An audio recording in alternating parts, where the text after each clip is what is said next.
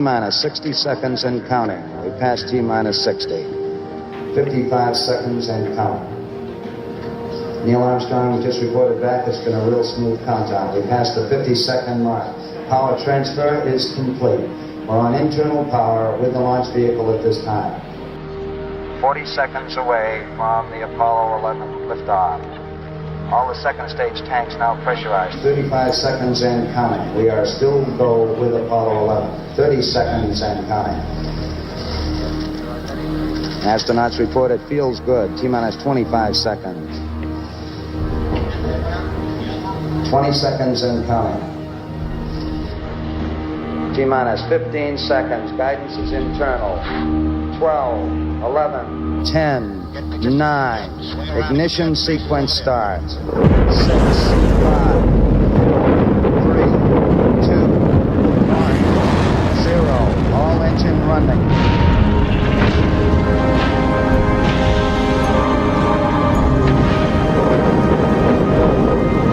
Liftoff. We have a liftoff. 32 minutes past the hour.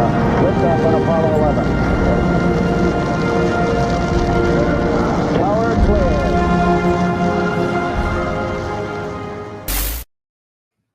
Well, hello and welcome to this live edition of the Bullpen. As always, I'm James Roy, and with me is Tom Chavarria. Tom, how are we feeling going into the bye week? I hate it. I hate it here. I want football. I want Texan football. Like, I know I should want the bye week, the rest. You know, we can't be hurt or stressed or anything. But damn it, if I don't want to be talking about the Seahawks playing like right now, like tomorrow or something. Like, oh yeah, excited to be heading into that environment, one of the loudest stadiums in the NFL on a Monday night, to truly test if this Texans team has, turned the corner. But for now, we're stuck. And I know with your offseason mindset of give me football tomorrow, let's just do it. I don't want to be in the offseason. I bet the bye week's not your favorite thing to see, but I welcome it. I think that the bye week couldn't have come at a better time. There's some people that would disagree. I see both sides to it, but I think that it's a pivotal moment in the season for this Texans team. And I know you don't like me talking about how important each game is, as there's a lot of football left to play, but we're going to find out a lot about this team on Monday Night Football, and they're going to have plenty of time to prepare for it next week. But just to roll, sticking with that subject matter. So the Texans go up against Tennessee, put together a really good fourth quarter, and defensively put together a complete game and shut out the Titans. And then they go into Baltimore, get their first win ever in a very emphatic and dominant fashion. Those two wins, just at face value, take whatever factors you have in terms of strength of opponent or whatever, just in general, how are you feeling going into the bye week with those two wins in a row? And how are you looking forward from that? That's part of the reason I hate this bye week. I love where they're at right now. They're playing with such good rhythm. You see the way the offense is starting to find its feet. I don't want them to stop. I want them to keep going. I get, that they need the time to prepare, the time to get right. Obviously, there's a couple guys that are nicked up a little bit that, could definitely use the week off. So in that aspect, I totally agree. The bye week hit at a really good time. It's just, if they were ever going to be just on an absolute tear, the only thing that could stop it right now is the bye week for me. And here it is. Like, I feel like the defense is really looking to be maybe something historic. I mean, when you start looking at what they're doing as far as point differential, like scoring, I guess the scoring defense is how they say it. I mean, it's incredibly low right now. And you could argue that the number could be lower. Like, there was a couple, kind of like give me, scores on a couple different games that, maybe don't have to be there. And then we're talking about a Texans team that's allowed fewer points than what is already the number one team in football. Yeah, and for context, the closest teams to them in terms of points allowed defensively is like the Packers and the Broncos, and the Packers didn't play last week, and that's the only reason they're in that conversation. So the Texans are on a historic pace defensively, and I agree that I mean the biggest concern of having a bye week right now is that outside of the fact that you prefer to have it later to give yourself a rest before you go, and the Texans got that last season. The fact that they have it so early when they're hitting their stride offensively and starting to understand the scheme feels like it could stymie any momentum they've put together and make them start from square one. But to me, what it is that you watch this team lose 3 in a row, really really close against really good teams, and then you watch them get to play against lesser teams and get a chance to kind of flex the scheme, get a feel for how it works, and now they get to kind of relish on that. They kind of get to sit in it and be like, okay, we figured it out. What can we do with this?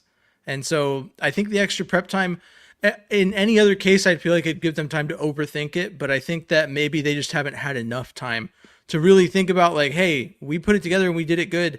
How did we do it? And that's why like I don't put too much stock in the weakness of the opponent. I think that there's some consistency in terms of like the Titans and Ravens being comparable opponents and there being progress with this Texans offense that leads me to believe that if they have some time to work through it and understand what they did right these past 2 weeks, they can apply that.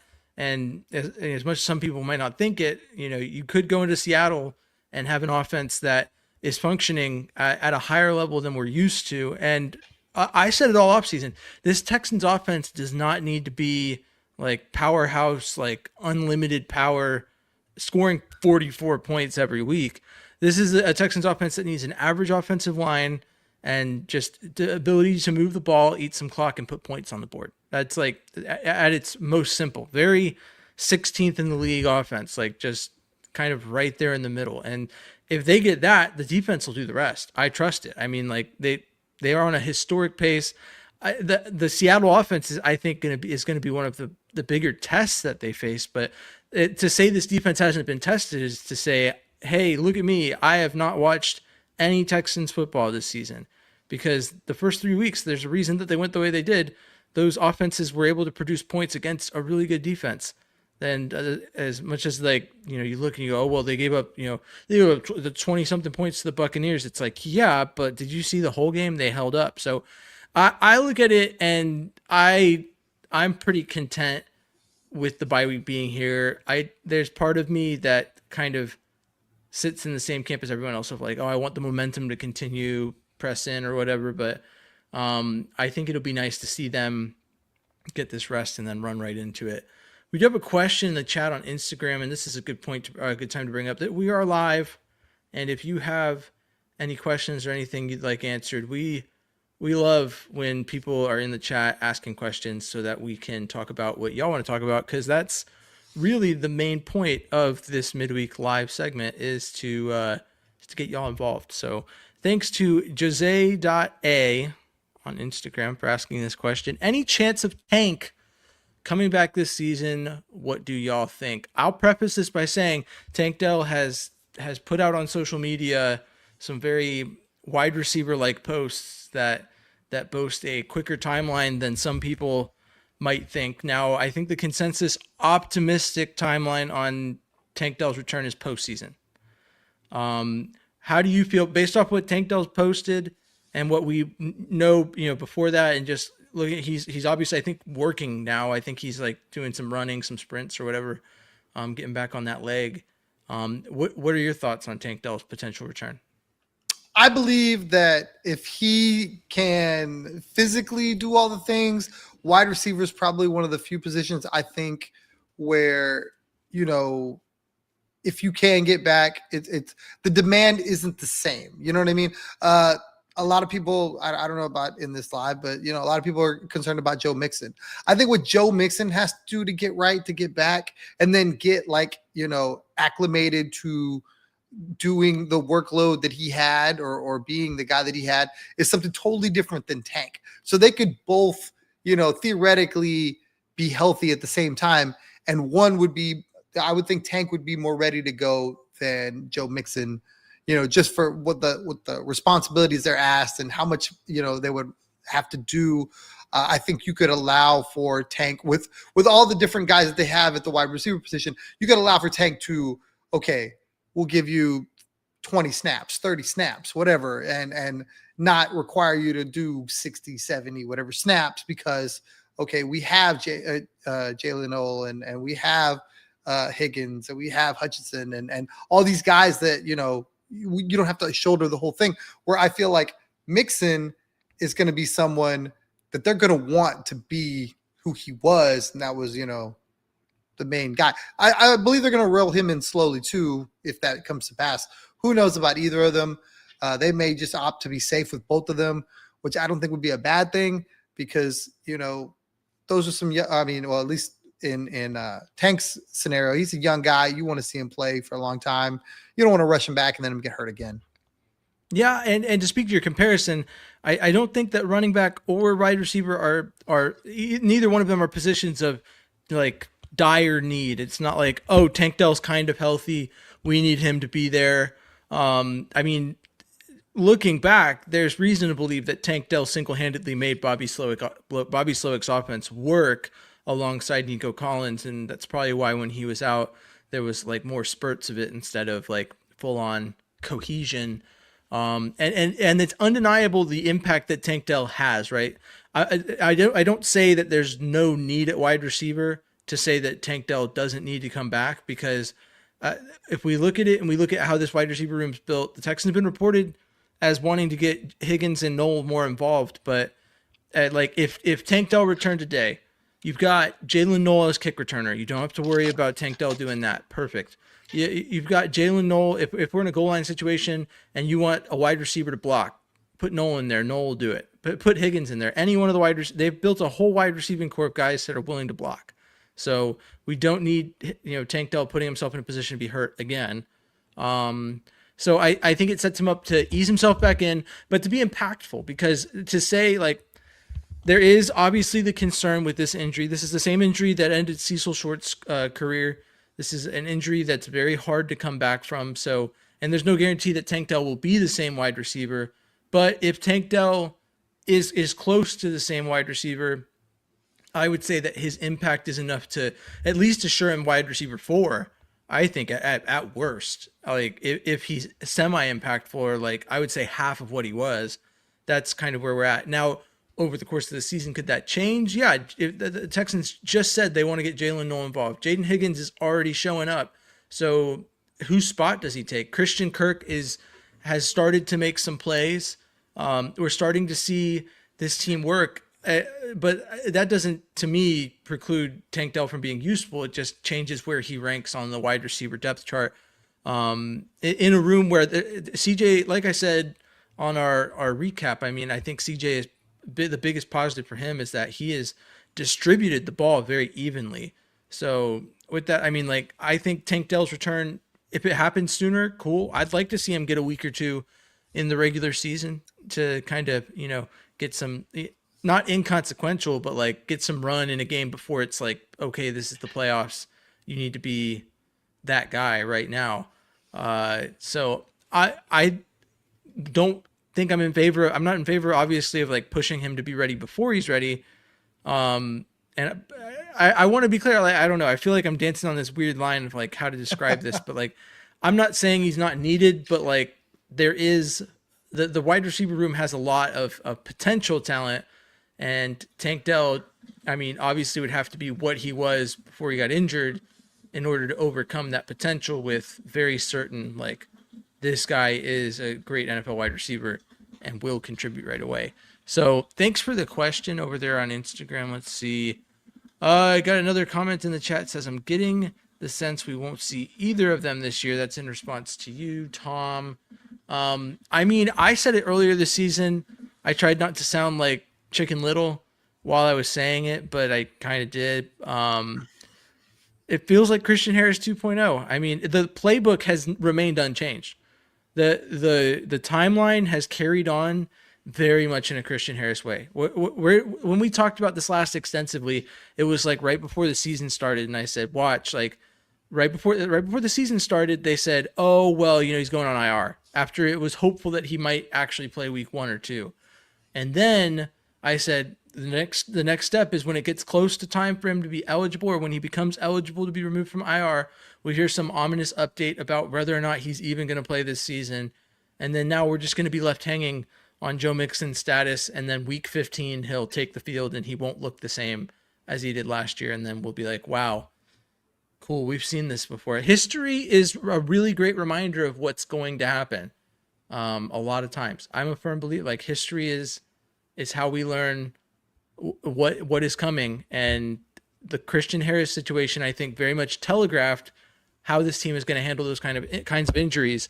So once we saw that, I had enough hope that Joe Mixon would be back that I stashed him on my IR in one of my fantasy leagues. But I also, after hearing exactly what I thought I might hear this week, dropped him in favor of putting Omari and Hampton in that IR spot because that was better use of my IR slot. So, yeah, I mean, I don't know, Tom, how do you feel about the whole Joe Mixon situation? I don't see it as Christian Harris 2.0. I think the difference between the two is we know kind of what's going on with Joe Mixon. We just don't know the severity. We had no clue what the deal was with Christian Harris. It was like he's hurt somehow, some way. A lot of people are speculating like now he might have like the other foot hurt than the initial injury with Joe Mixon. And I don't know how I feel about all that. Like I get the whole, compensation thing. I don't know enough to be able to go, yeah, he's done. I don't know enough to be able to go, yeah, he's coming back. I mean, but in the same vein, I don't fault the Texans for not telling us. I mean, a lot of people are upset that the Texans aren't, oh, well, he did this and did that, and this is how long he's going to be gone. And here you go. They don't owe anybody that. They don't have to tell you that. Now, if they would, that'd be great. Then we could put all the rumors to bed. You remember they had the same thing with CJ Stroud. People were speculating that he had a soldier shirt in the offseason. It's like, because they wouldn't tell him. They're creating injuries now. Well, yeah, but with CJ, they said, oh, he's going to sit out camp or this like not mandatory camp, and then he'll be in next one. And when the next one came, he was there. So I don't think the Texans have to tell us anything. I mean, that situation is a perfect comparison. They said, hey, CJ Stroud shoulder thing, we'll be back next year. Cool. Or next session of camp. Sweet. Awesome. That's all I need to know. You gave me a timeline. I'm going to hold you to it. And then that timeline came and went, and CJ Stroud was back. And that was perfect. The Texans said, hey, Joe Mixon's not feeling great. Maybe he'll be back week 1. And it's like, okay, you told me that, which means I'm now going to expect to see certain steps taken forward with Joe Mixon. I don't need to know what's wrong with him. It could be serious. It could not be. You just said that he's going to be ready week 1, like potentially, which means that if he goes on IR, that is a huge departure from the expectation set. I'll put you this way, right? You and I both served in the military. You work long days, right? When I got to my first, or my shore tour, I went from showing up to the boat at 5 and leaving at like 6 at the earliest, 12, 13-hour days minimum, to go into a short tour where I showed up to the office at 8 and they said, hey, it's 10 o'clock, not really much going on. You can probably go. And then up top, they decided they didn't like that and they set a different expectation. I had already expected to be going home at 10. And then they told me, hey, you now have to stay here till 2 o'clock, which didn't seem like a lot. It was a lot better than being on the boat, but it was miserable for the first couple weeks because I had expectations that were broken very suddenly.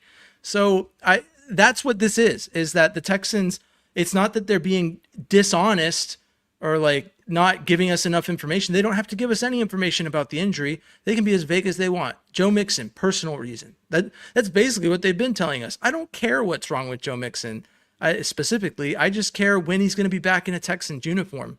And they just have been very Astros-esque about that. He might be back and honestly, it's worse than the Astros because the Astros will be like, we don't really know, which is better because if you don't know, that means that you can't tell me a lie because if you don't know, you just don't know. And I can just not expect that player. Yordan Alvarez, we don't know when he's going to be back. Sweet. I'll just wait till 2026 to see him play again. Perfect. Now I expect that. Whereas now we're looking at Joe Mixon, and there was a lot of people that expected him to play week 1 at the very least, and then they go IR. It's like, okay, well, that's basically saying week 4, but we've already seen this story play out. You did the same thing with Christian Harris. You didn't tell us a whole lot about what was going on with him. You said he might be ready week 1, and then week 1 came and went, and now he's on IR, and oh, well, he's eligible. Do you remember this guy? He's on your roster. Wouldn't you like to have him on the field? Well, yeah, but we don't really know. Okay, well, why did you know in the offseason and now you don't? Like, don't set expectations you can't meet. That's like rule number 1 of anything ever. So, and I sound mad about it. I'm not even mad about it, because like the Texans have really sorted out the running back position quite nicely in lieu of having Joe Mixon available. But it's just frustrating to see that play out, because it makes it seem like the Texans are like that with everything. I don't feel like the Texans are like that with everything. I feel like every time a player gets injured outside of Joe Mixon and Christian Harris, when the Texans say, hey, this guy's injured, they will only say that he might play this week. And then he doesn't. Okay, well, if he might play this week, that means he will play next week. And it's so very rare that they're wrong on those kind of things. So that's what's frustrating. I cannot recall, you can correct me if I'm wrong, because maybe I'm just optimistic, short-sighted, or trying to make a point. But I cannot recall a time where the Texans were so egregiously wrong with their injury estimations and then just acted like, oh, you guys are in the wrong. Fans are in the wrong for even caring that, like, you care about Joe Mixon. We gave you Woody Marks. It's like, no, that's not how this works. You lied to us. You set a false expectation. And like, I know it does. I've seen all the fan and player interactions on social media. The players do not care that we exist, right? Like, they're outside of the fact that our existence provides them with the ability to play the game they love for money. Like, our existence is very fickle to them, right? So like, these reasons that I'm about to rattle off, I think specifically piss off players because they do not care about my fantasy team. But there are plenty of people who conducted fantasy drafts under the impression that Joe Mixon could play in week 1, and then under the impression that he might play week 4. And now we're passing week 5. We're in the bye week in week 6, and we're getting ominous omissions of truth from Nick Caserio that, well, we'll assess in 3 weeks and he might not play this season. Why was that not the tone back then? If you didn't know, if it was an honest mistake, admit it. Be like, hey, the severity of the injury was thought to be one thing, and as time progressed, we found new information that changed things. That's all. I don't need, like I said, I don't need to know any specifics about the injury. I don't want to violate HIPAA laws. I know that, like, to some extent, a lot of that's like not really under HIPAA, because it's reported publicly for a public company or whatever. It's like proprietary data. I don't know.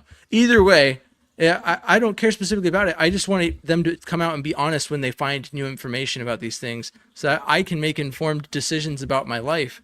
Because as much as people may or may not like it, sports betting, fantasy football is all a big part of the draw to sports. And when organizations handle things like this, it's a bad look. I think it's something that I'm surprised the NFL's not like said something, because they're very weird about that. They got onto the 49ers, because the 49ers, I think, are 10 times worse about this kind of thing, where they're just like, well, we don't know, maybe, psych, we knew, but we didn't tell you, and it's been 6 weeks. So I don't know. There's my rant. I'm done. I feel like I'm running around in circles, so I'm gonna stop doing that. But Tom, do you have anything to say to what I just said? I'm going to be very honest. I blacked out after you said you had 2-hour workdays in the Navy. Holy crap, man. He really had, did y'all hear that? Can we play that back where he showed up at 8 and went home at 10 in the uniform military service? Not for long. I felt cheated. That was post COVID. So it could be post Christmas. I don't care. What?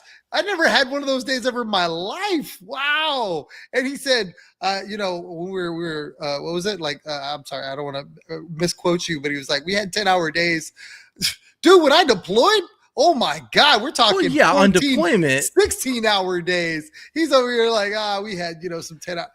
Tom, when I deployed, I had 24-hour days. So. I mean, we all did. We all weren't home, yeah. But my point is actually wrenching on airplanes for 14, 16 hours. So I'm a little bitter about that, way more than Joe Mixon or anything like that. This has become a joy in the Navy, not the Air Force, folks, for the potential of 2-hour to 4-hour to 6-hour days. I don't know what part of the Air Force you were in, but everyone that I talked to that was in the Air Force had a lot better deal than I did. I mean, I can't complain about my time. I'll be the first to tell you, I stayed in great hotels. I saw the world. I worked excellent chairs. I had excellent chairs. Every branch of the service will be very, very critical of Air Force chairs. But it sounds like you had better than a chair, because if I was able to leave my chair to go find my house, I would have upgraded to that in a heartbeat. But back to football. Yeah. But back to football. I get you. I understand both sides of it. People want to know. Everybody wants to be informed so they can plan accordingly, even if it doesn't necessarily change what the tone or the direction of the team is. They want to know exactly where all their players are going to be. And for a lot of people, the fact that you can't, and especially with Astros fans, they're the most bitter people on the planet.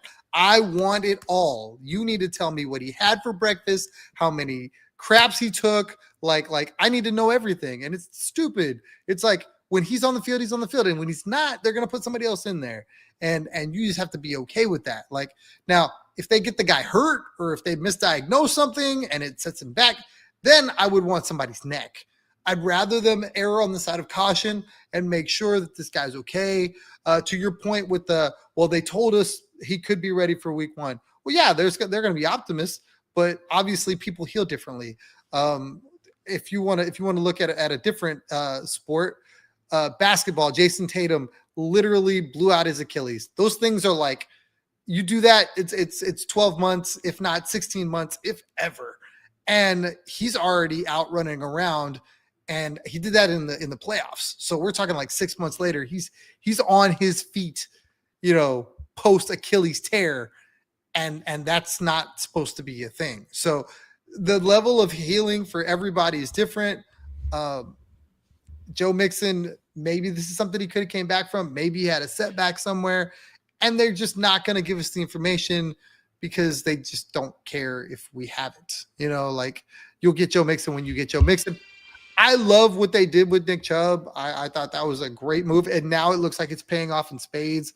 The draft choice of Woody Marks was obviously a really good move, to the point where a lot of people thought Dameon Pierce was going to be heavily involved in this offense in the offseason, and now you've got that guy in mop-up. People were upset because he was in mop-up. So I think the Texans have done a phenomenal job with making sure that they have players to do what it is they want to do, the next man up mentality, that sort of thing. I mean, what we haven't talked about, which is kind of wild, and yes, there's different reasons for it, but we haven't talked about the offensive line. Hadn't had to talk about the offensive line. And I think, yes, they've had some bad teams that they've been able to deal with, but I think they're starting to gel a little bit. I think some of these guys are starting to come together. You're starting to see an offensive line that looks like an NFL offensive line that creates a pocket for CJ to stand in and throw. And for me, that was one of the quiet, exciting. I don't want to get too excited, but I'm kind of excited because if CJ has that time and that confidence to be able to stand in the pocket and do what he does, I think you're going to find a guy that completes the ball 80 some odd percent of the time and lights it up. No, yeah. I mean, huge kudos to the offensive line. If you don't follow me on Bleacher Report, that my video today was about the offensive line and whether or not, maybe is it as bad as we think it is. And one thing I look to now, I preface this because I always have to preface this way by saying PFF is not like a sole indicator of anything. Obviously, the eye test will be what ultimately decides. Very much in the JJ Watt camp of thought on PFF and advanced stats in general. But one that I'll point out is that in the Ravens game, the Texans offensive line featured 4 of the 5 offensive linemen with scores of 70 or higher in pass pro. They also only had 1 player along the offensive line give up more than 1 pressure, and only one of the other ones give up a pressure at all against the Ravens. And that player that gave up 2 was Juice Scruggs, playing left guard. He also rated out at a 48 in pass protection. So what I gather from what's happening right now, and we've spoken to it a little bit, is that Ed Ingram is panning out. Great. Perfect. That was trade a 6th-round pick and get him and get his potential out of him and hopefully be able to lock him down for a longer term is huge. It's something that I think is reflective on a very huge positive from Nick Caserio's plan this offseason. But the other part of it is picking up Jake Andrews on waivers from the Patriots, getting guys that fit Cole Popovich and Nick Caley's vision for this offense. They found guys that can execute the scheme as opposed to going for high talent, high value, expensive offensive linemen. And that strategy, based on how the offensive line performed, is either going to be ridiculed or praised. And I think right now we're in a wave of the praise of it to some extent. But the one drawback is that, and I don't even know if this is a drawback of that strategy, because I'll say this: the expectation of a team to replace the entire interior offensive line and hit 3 of 3 is unrealistic. But the expectation, or not even the expectation, the idea of a team doing that and hitting 2 out of 3 is, that's 66 or 666. That is like excellent batting average if we're talking baseball. And I think we can talk in baseball terms on this. I think that hitting on one of them would have been great. Having 2 bad offensive linemen on the interior O-line would have doomed the season. That's for sure. We've already seen the fruits of that. But to see Jake Andrews and Ed Ingram show up is a huge part of why this has worked. I've always maintained that tackle has not been the issue for this offensive line. The only issue that could potentially arise is whether or not Ursary is ready to be a tackle, because Titus Howard was born to be the right tackle for the Houston Texans. That's for sure. As much as some people, I think someone, Bo Diggity on he's big on TikTok, but on Twitter, suggested maybe, Trent Brown could bump in at right tackle and we can move Titus Howard to left guard. And I'm like, maybe you learned the wrong lesson from the Titus Howard guard experience, because the lesson wasn't Titus Howard is a guard. The lesson was, if we really need it, he can be. And we don't really need him to be that. I'd rather suffer through a Juice Scruggs season, or whoever will fill in at left guard for the whole season, because the other 4 spots on the offensive line are serviceable to excellent. There's a wide range, and they're not all just the absolute best, but I feel really good about where the offensive line is right now. And one of the things that makes me feel really good is that ideally, I think Jake Andrews is under contract for more than 1 season, but if he's not, I know that Ed Ingram's contract ends this season. So you have to find a way to, if I'm Nick Caserio, I'm in the negotiating room with Ed Ingram's agent right now, trying to lock up like a 2 or 3 year bump, trying to see if I can be like, hey man, you're having a couple good weeks, cash out, stay with this team for a few more years, and give us some good right guard play, maybe get your big contract later. I don't know how successful that'd be. The guard market is so wild. The overpay on that would be probably a good bit. There's no way you get that cheap of a contract. Anyway, I'm rambling. I think the big thing is that you can come out of this so far with the impression that all the Texans really have to do is probably reach on a guard in the draft, or find a free agent, or do the same thing they did this past offseason. However Caserio decides to approach it, the only real fix that's needed on the offensive line is left guard, and that is huge. And if left guard is the only weak point on this offensive line, we'll come across an average offensive line 9 times out of 10.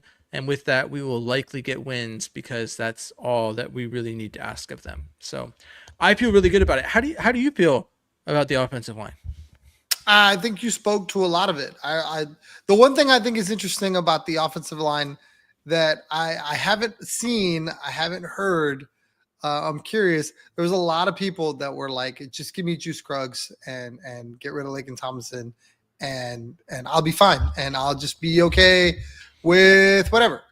And I always wonder, like when people say, "Oh, well, why aren't they playing this guy and this and that, and he's better than that guy, and they should be playing him," and I'm like, is he, or do you just feel that way because you've seen a small sample size, in a certain context that probably, doesn't reflect well if you blow it up, let him start, and he plays against somebody else. Lakin Tomlinson was not good. I will not sit here and tell you Lakin Tomlinson is good, but I don't think there's this huge like Juice Scruggs is so much better than Lakin Tomlinson.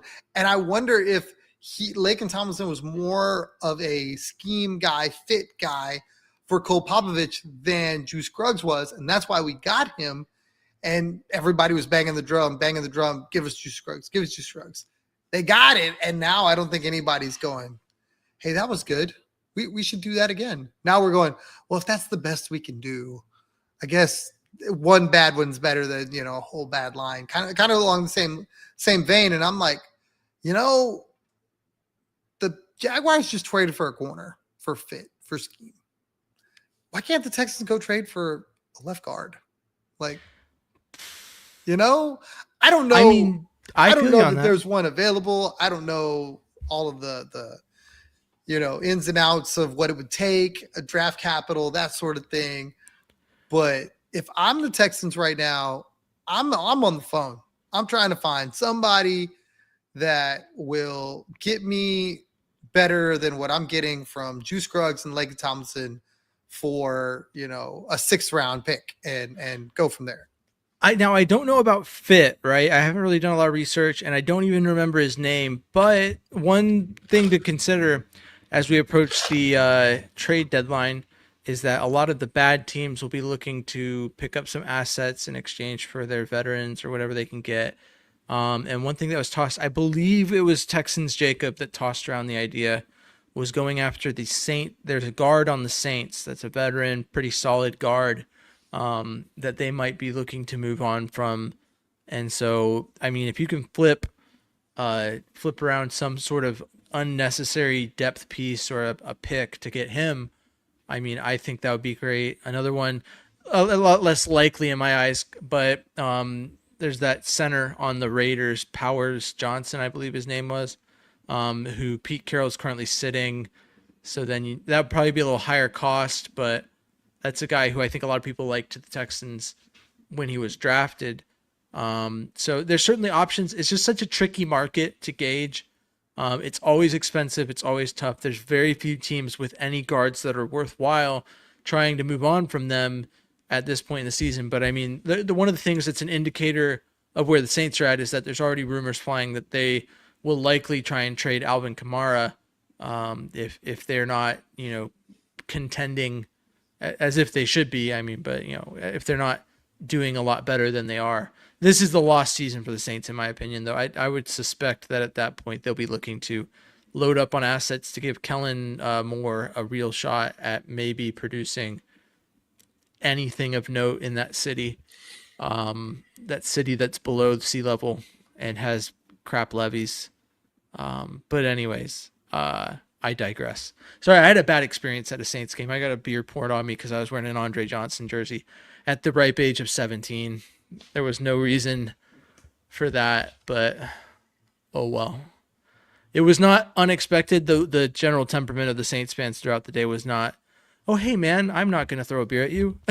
But I digress. I like the idea, though. I like the idea of bringing in something new. And don't take, like, my, Scruggs is, like, who they should ride with as, like, that's acceptable.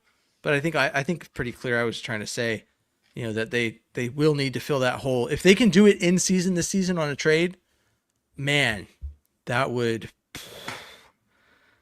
be something, because that would open up the room to, like, do any number of things in this next draft. Anything would be possible.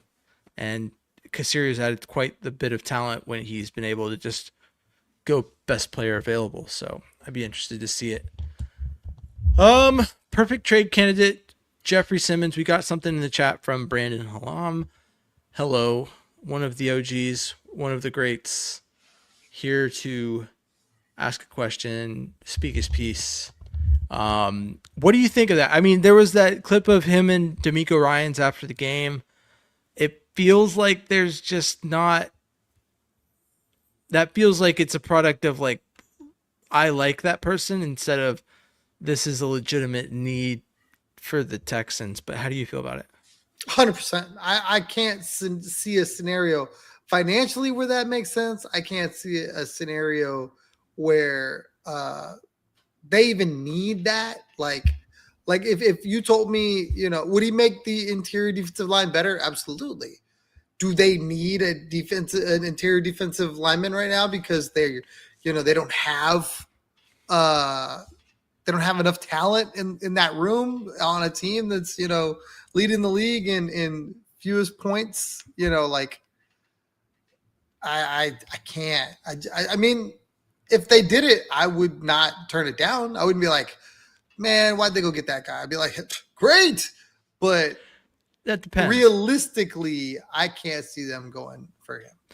If the Texans were to turn around and drop significant assets, if they were to overpay, because so I've spoken to it before. I've spoken to the concept of like the poverty tax, where teams that are just absolute trash, the Rockets, Texans have both been familiar with that at points where you just have to pay exceptionally more money for things because you have to incentivize players to play for your team because there's no real reason to play for your team. They suck. And so now the Texans are not in that anymore.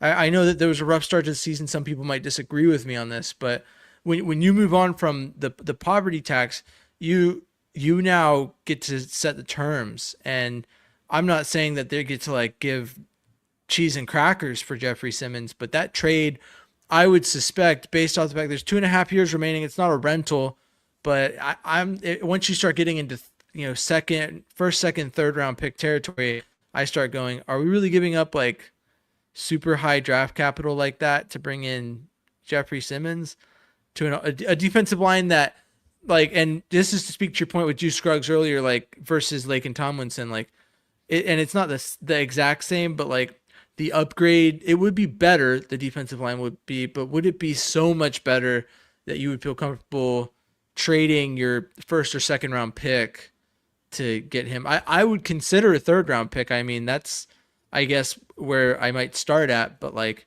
I'd prefer maybe a fourth round pick, which I know is not probably his value, which is why I maybe wouldn't be a good GM. Here's the biggest thing for me. There's no way I can see Nick Caserio picking up the phone. I mean, I can see that, but and Tennessee answering and going, "You want who? You want me to do what?"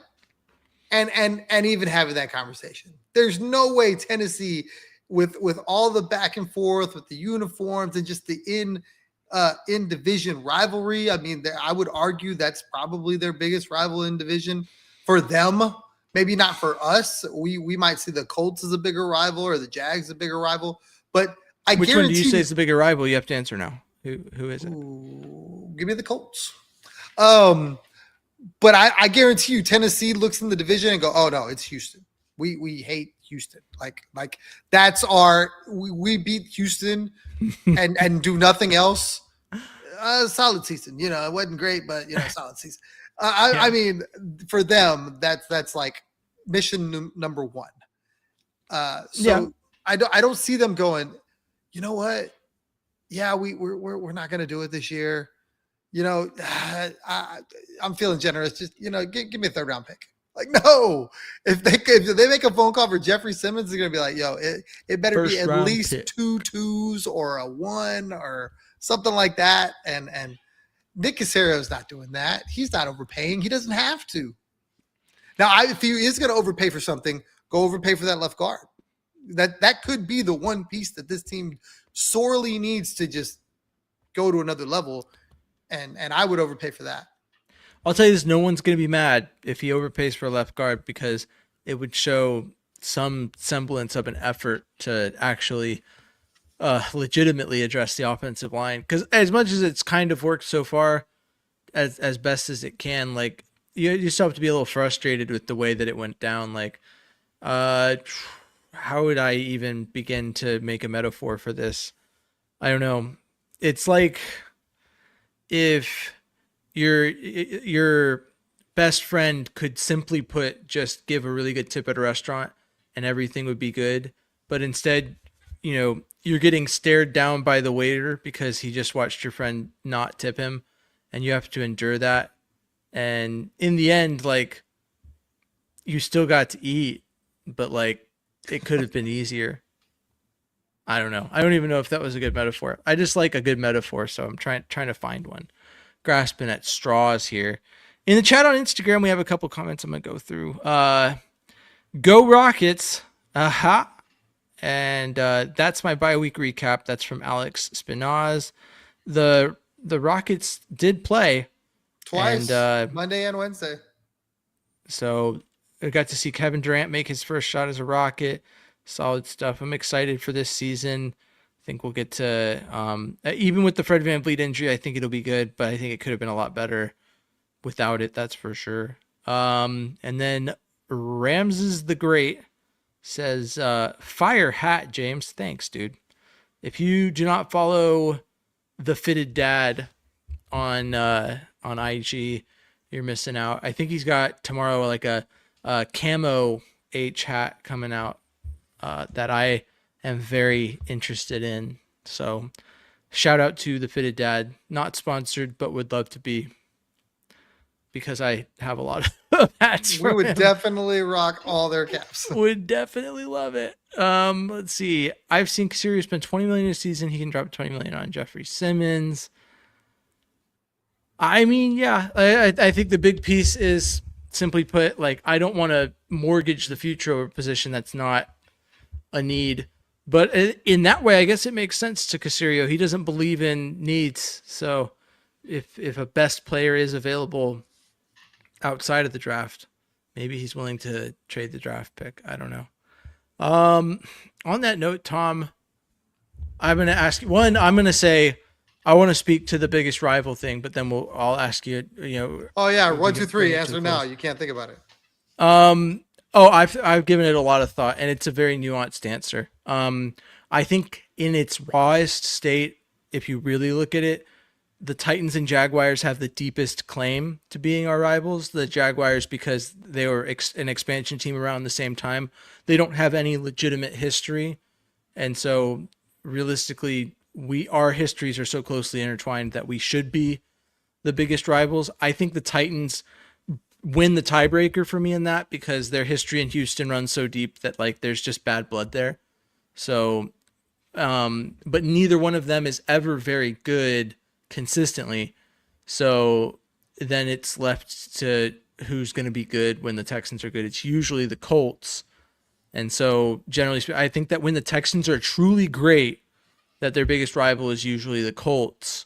But if I had to give an answer just off the top of my head, I would say the Titans, based off of the Oilers stuff, the history between our cities and H-Town Blue and all that stuff. So, and then, I mean, I feel like the Texans are in a really good division in terms of, like, actually having rivals, because a team like the Texans as an expansion team standalone, shouldn't be able to have such good rivalries with teams that have been around so much longer. But in the Colts and the Titans, but they do. And the other thing is that I don't feel like the Titans have, like, deeper rivals than us, and the Colts, like, who they have, the Ravens and the Jets, like, who are their rivals outside of the AFC South? So, like, I think the setup is there for all of them, but I would pick the Titans. Anyway, Tom, do you have anything to add before we bring this thing to a close? Just for Brandon, it doesn't matter how many times he likes that type of player, or tells them, like, all these guys are there. I don't think Miko can go, hey, go get me this guy, and it'll happen. I just don't. It's got to make sense. And for me, you listen to Nick Caserio, give you the verbal salad every interview, and you just don't think he's gonna go, you know what? I'm gonna throw all that logic out the window, and you want it, you got it. Like, we're gonna see Nick Caserio at a podium in like 3 weeks, and he's gonna be like, "Yeah, D'Amico hit me up, said go get him, and I made it happen." That's it. And then I would be like, Brendan, I'm sorry, I have failed at this. You should be here, not me. Like, you were right, I was wrong. I just don't see it. I can't. As much as I've played Madden and wanted to put all the pieces, as many, Monstars together as I could, the logical dude in me goes, man, they still got to pay Will Anderson. Man, they still got to pay CJ Stroud. Like, and I know James has been on here multiple times saying, the salary cap doesn't exist. You can do whatever you want. It's irrelevant. I do believe there is a soft framework that you have to stay in, where the owner's not just hemorrhaging funds, like. Yeah, I feel you on that. I'm not disagreeing that he's not a fit. He's phenomenal and would absolutely cook on this defense. No question. 100%. Yeah. Yeah, don't get it twisted. I would love to have him here. I just I'm trying to. You're watching in real time a fan of the team try and separate from his fandom, because the fan of me is just like, go get him, put him on the team, he'll crush it, and their defense will be even better. We'll win with defense. Put Trent Dilfer at quarterback for all I care. It's been Put done. some paper bags on the offensive line. We'll still win the game. I don't know. But yeah. Were those your final thoughts, or do you have any final thoughts before we bring this thing to a close? I would tell all y'all, I'm not affiliated with anyone, but I would tell all y'all that are Texan fans, that if you were going to play daily fantasy, this is the week to do it, because your biases are off. So like when I normally play, there's a Texan in there somewhere because I feel like they have to win. I use James' storybook ending. No, I don't do that. But if I try to find a way to get a Texan narrative in my lineups. This week you don't have that. You can play with a level head. You can just go raw, like, hey, these are the stats, these are the numbers. These guys are going to score. Go play some Prize Picks, some FanDuel, some DraftKings. Go do some of that. I think you're affiliated with one of them things. Go play whatever he's doing. I'm with it's called Kalshi. I like it a lot because it's kind of treated like a stock market. So like it shows your money as like positions and whatever. I don't know. I like it a lot. Right, like I had like $5 on the Blue Jays to win against the Yankees, and that went really well because I got good odds on it. But and there's like some flexibility. It's legal in all 50 states. So and if you check the link in my bio on socials, you can get to it. But I'll plug it. They don't officially sponsor me to say that here, so that was out of the kindness of my heart, because I do really like using the app. So I recommend it. Yeah. And I agree with you, Tom. This is the perfect week to do that. I'm going to have a fun watching fantasy this week because I'm not going to have to worry about the Texans. By the way, in our Dynasty League, I lost by 4 points, and dude, you're 4-1, you're crushing it. But I needed that win to sweep in all 7 of my fantasy leagues. And I did not get it. So I only won in 6 of them, and I'm a little frustrated with that. So only 6 only dubs. Only a little bit. In my other Dynasty League, like, I am not likely to win another game this season. So this was my best chance, playing the worst team in the league. So, the worst team that's not me, I should say. And the loser punishment in that league is getting your chest waxed. And so like, I'm like, okay, I just have to be good enough to not be dead last. I barely avoided, I think it was like at the last second last year, I avoided being last. And last year it was eat as many hot dogs as Joey Chestnut did in his most recent win. And that was like 70 hot dogs or something. I feel bad for the guy that had to do that. But anyway, thanks for tuning in. We're not going to have an episode later this week. There's nothing to preview. It is the bye week, so have fun. I know Tom and I will, because we will be hanging out. Not worried about that. I'm doing a giveaway during the bye week on Twitter, so make sure you check in on that. It's a Homage starter jacket or pullover, whichever one you prefer. Love Homage, love the product. I am an affiliate with them, so if you are looking to buy anything with them, I have their link available so that you may also pay me while you are paying them at no cost to yourself. So sounds like a good deal. I like it, but I am benefiting. So yeah, sweet. If you want to find me on social media, it's at James Roy NFL, wherever you get your social media. And if you want to find Tom, it is at Third Coast Tom on Twitter and TC Tom1 on Instagram. We are the Bullpen, the #1 veteran-run Texans podcast in the universe until proven otherwise. So thanks for watching. As always, stay classy, Houston, and vamos Texans.